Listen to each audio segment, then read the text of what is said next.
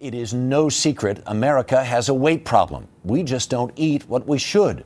So today, the government made a new attempt to get us to improve our diets. John Blackstone reports the ancient pyramid is history. With as much drama as the Department of Agriculture could muster, and with help from the First Lady, America today got a new symbol for good nutrition. What's more useful than a plate? What's more simple than a plate?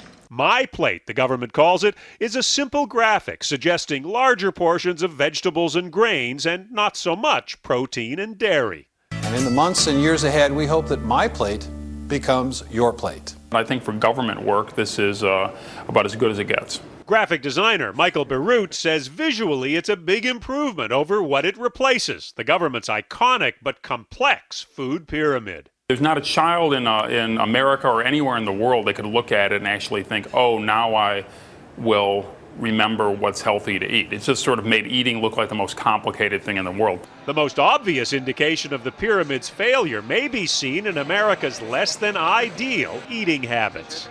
I can tell you that 98 to 99% of the children, whether they're heavy or not, are not following the dietary guidelines. Since the 1890s, the government has been giving us dietary guidelines, often influenced by the food industry. Advice in the 1940s included at least 2 tablespoons of butter a day. The 1960s saw a simpler suggestion: 4 major food groups. Simplicity may be the key to success, designers say, for this latest attempt to get us to change our ways. And I look at that plate, I see 4 sections on that plate, a little bit of dairy to the side. I can see the relative size of each section. It's really, really understandable. Then again, most of us probably already know what we should be eating. Trouble is, that's not always what we want to eat. John Blackstone, CBS News, San Francisco.